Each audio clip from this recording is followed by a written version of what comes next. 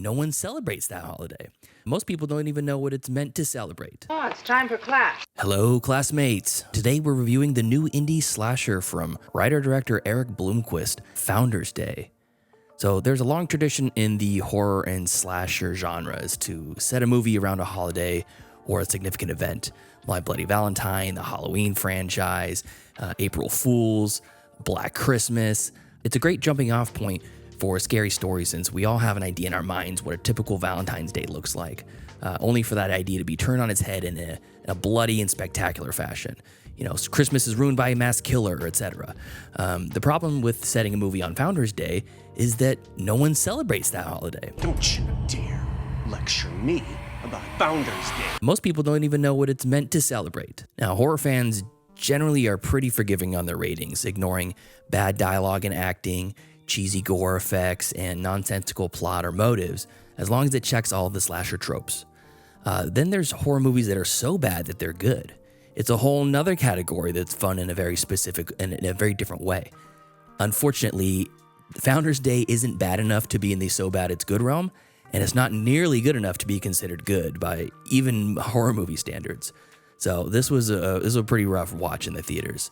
I actually saw this on an advanced mystery movie screening, and by the 15-minute mark, about 75% of the audience had already walked out of the movie, so I already knew I was in for a treat at that point.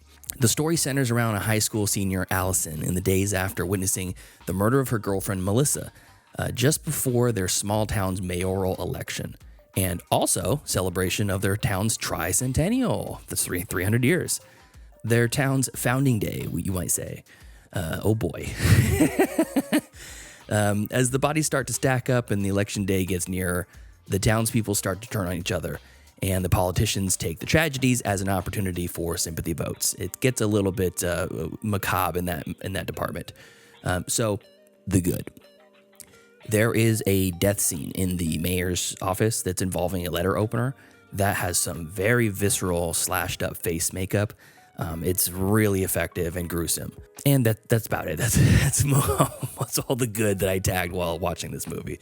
As for the bad, the most disappointing thing right off the bat is that the killer's mask and costume is just the worst. It's not scary at all. It's laughable.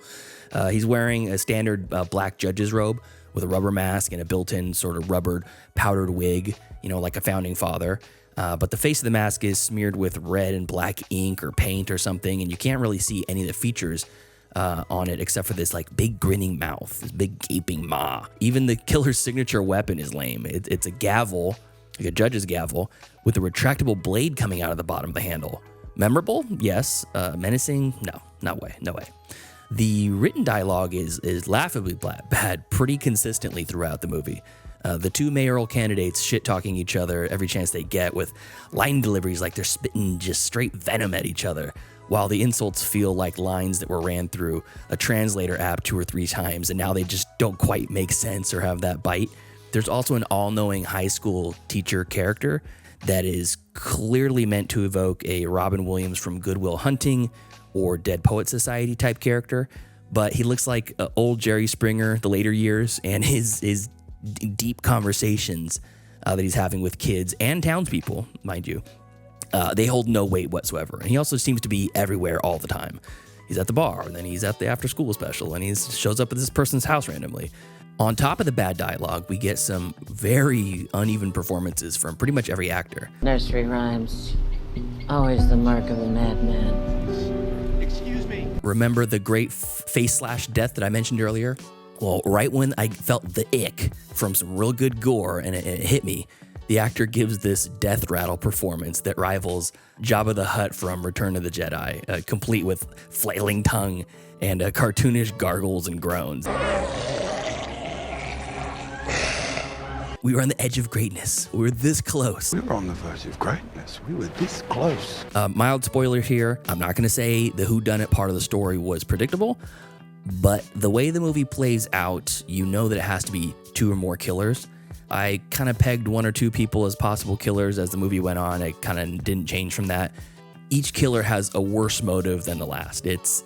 I don't need absolute realism in my movies, and I sure don't need it in my slashers, but it should all feel like it's actually possible to the audience, and you're not going to get that here. So I'm giving Founders Day a D+.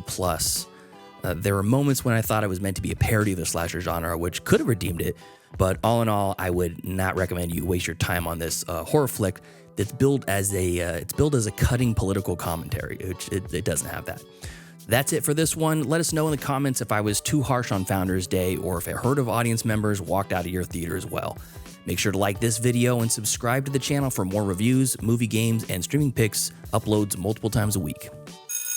Class dismissed. I gotta get out of here. The bell doesn't dismiss you. I dismiss you. You're free to go. See you next week. See you later. See you later. That's a wrap. Great show.